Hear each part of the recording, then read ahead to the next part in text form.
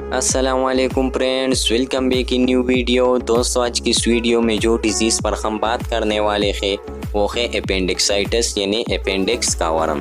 تو دوستو بات کرتے ہیں کہ اپینڈکسائٹس کیا ہے، اس کی کازز کیا ہے، اس کی سمٹمز کیا ہے، اس کی تشخیص کے لیے ہمیں کون سی ٹیسٹ کرانی چاہیے اور کون سی میڈیسن سے ہم اپینڈکسائٹس کو ٹھیک کر سکتے ہیں۔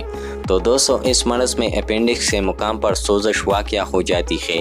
یہ مرض بہت عام ہے، کسی بھی عمر میں ہو سکتی ہے، زیادہ تر بالغ ہونے کے بعد 20 سے 30 سال کی عمر کے درمیان ہوتی ہے۔ اب دوستو بات کرتے ہیں اپینڈکسائٹس کی کازز پر۔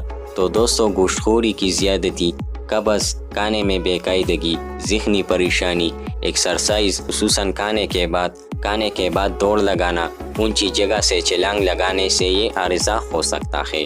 اب دوستو بات کرتے ہیں اپینڈکسائٹس کی سمٹمز پر۔ تو دوستو پیٹ میں ناک کے ارد گرد سخت درد ہوتا ہے۔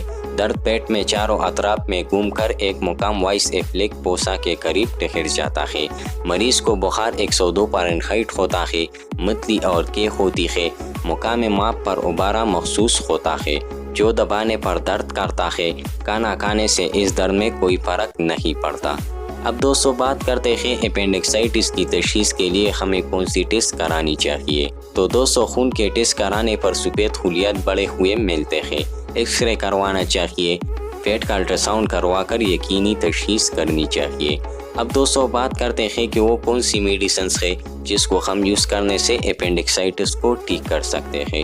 تو دوستو اس کے لیے آپ یوز کر سکتے ہیں انجیکشن سونیٹ، ٹیبلٹ سائفریکس، ٹیبلٹ کلوسپیپس اور ڈائجیکس ایم پی سیرپ۔ اس میڈیسن کو یوز کرنے سے آپ اپینڈکسائٹس کو ٹھیک کر سکتے ہیں۔ اگر درد شدید اور کنٹرول سے نہ ہو تو پوری طور پر آپریشن کی طرف توجہ کرنی چاہیے۔ تو دوستو آج کے لیے بس اتنا ہی۔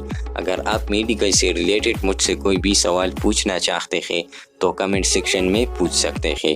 نیکسٹ ویڈیو میں ملیں گے، تب تک کے لیے اللہ حافظ۔